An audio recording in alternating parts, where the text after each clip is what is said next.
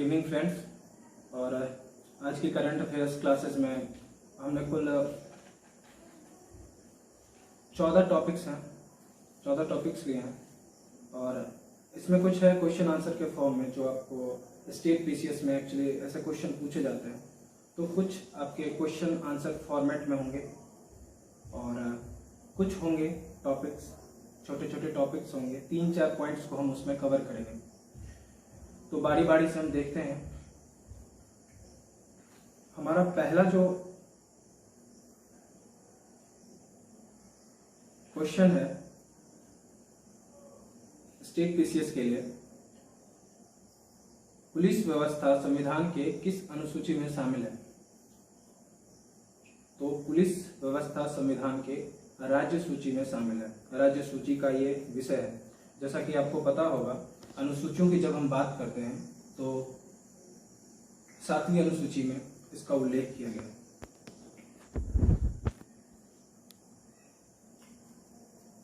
निम्न में से कौन सी समितियों का संबंध पुलिस सुधार से है? कुछ समितियां हैं। पहला धर्मवीर आयोग, दूसरा शाह आयोग, तीसरा पदना भैया समिति, उपरोक्त सभी। तो अभी हमने जिसकी चर्चा की है, चाहे वो हमारे धर्मवीर आयोग या शाह आयोग या पद्मानाभ भैया समिति, तो सभी का संबंध हम देखते हैं पुलिस सुधार से है। नेक्स्ट क्वेश्चन है हमारा, भारत में किस शहर का per capita green house gas उत्सर्जन सर्वाधिक है? ऑप्शंस हैं आपके, first Mumbai, second Hyderabad, third Patna और फोर्थ आपका चेन्नई। तो इसका सही आंसर होगा फोर्थ चेन्नई। अब आइए हम एक छोटे से टॉपिक को उठाते हैं, वो है हमारा कार्बन उत्सर्जन। जैसा कि मैंने स्टार्टिंग में ही आपसे एक बात कही थी कि हम कुछ क्वेश्चन के फॉर्म में हम लेंगे ताकि स्टेट पीसीएस हमारा कवर हो जाए, और कुछ हम टॉपिक्स को उठाएंगे, 3-4 पॉइंट्स को डिस्कस करेंगे जो हमारा यूपीएससी में जो क्वेश्चंस आते हैं उसको हम टैकल कर पाएँ, इजीली टैकल कर पाएँ। तो कार्बन उत्सर्जन, उससे हम कुछ पॉइंट्स को देखते हैं, उनके कुछ पॉइंट्स को हम डिस्कस करते हैं। कार्बन उत्सर्जन के एक्चुअली 2 कारण होते हैं, एक मानव जनित और एक प्राकृतिक। तो मानव जनित कारण में पहला हमारा हीटिंग, दूसरा है वाहनों से जो धुआं निकलता है, तीसरा जो जानबूझकर हम आग लगाते हैं, चौथा है जीवाश्म ईंधन। इसके अतिरिक्त ये जो कार्बन उत्सर्जन है जलवायु परिवर्तन में सहयोगी होता है। तीसरा पॉइंट, हम प्राकृतिक कारणों के बारे में भी जान लें। जंगलों से CO2 का उत्सर्जन होता है, पेड़ पौधों से, जलीय सूक्ष्म जीवों से, और ज्वालामुखी उद्गार, उससे भी CO2 उत्सर्जन होता है। सबसे बड़ी खासियत इसकी ये है कि वायुमंडल में CO2 एक लंबे समय तक आपको इसका स्थायित्व होता है, लंबे समय तक विद्यमान रहती है CO2 गैस। हमारा 5वां टॉपिक है रेड प्लस कार्यक्रम। रेड प्लस कार्यक्रम, इसका संबंध, क्योंकि यूपीएससी के बहुत सारे क्वेश्चंस में आप देखेंगे, जब विगत प्रश्नों को सॉल्व करेंगे तो उसमें आपको पता चलेगा कि वो पर्टिकुलरली किसी टॉपिक से रिलेटेड क्वेश्चन पूछते हैं। कार्टोजोना प्रोटोकॉल है या फिर अलग अलग कन्वेंशंस के बारे में पूछते हैं। तो ये जो रेड प्लस कार्यक्रम है, इसका संबंध किससे है? तो इसका संबंध है आपको विकासशील देशों में निर्वनीकरण एवं वन निम्नीकरण से होने वाले कार्बन उत्सर्जनों में कटौती से।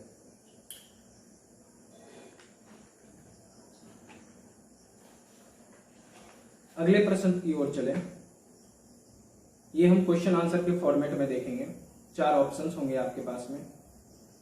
भारत के द्वारा विकसित की जा रही पहली कोविड-19 वैक्सीन का नाम क्या है?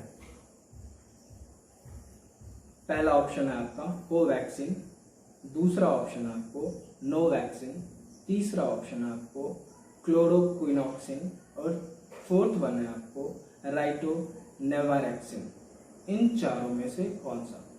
तो आपको मैं बता दूं, ये जो कोवैक्सिन नामक वैक्सीन है भारत के द्वारा विकसित की जा रही है। नेक्स्ट हमारा एक टॉपिक है, वो है PMFME योजना। FME stands for what? Formalization of micro food processing enterprises programme. अब हम इसके 4-5 जो बिंदु हैं, बिंदुवार हम समझने का प्रयास करते हैं कि PMFME योजना आखिरकार है क्या। अभी कुछ वक्त पहले प्रधानमंत्री मोदी ने आत्मनिर्भर भारत अभियान की शुरुआत की थी और ये जो हमारा PMFME प्रोग्राम है वो उसी का हिस्सा है।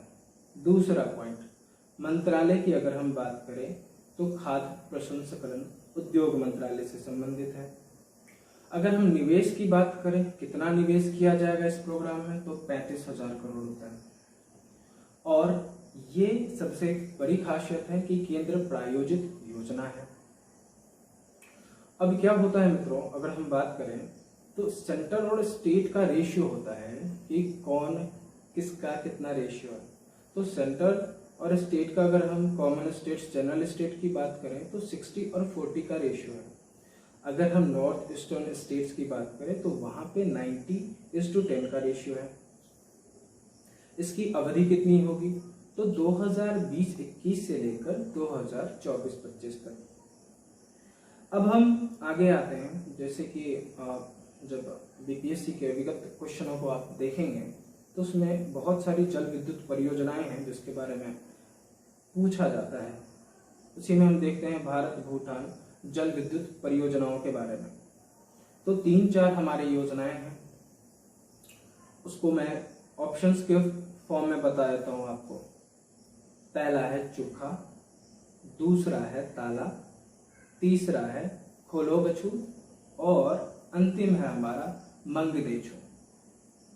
उपरोक्त सभी के सभी आपको भारत भूटान जल विद्युत परियोजना से ही संबंधित है, चाहे वो प्रथम हमारा चूखा हो, द्वितीय हमारा ताला हो, तृतीय हमारा खोलो बछू हो या फिर अंतिम हमारा मंगदेच हो।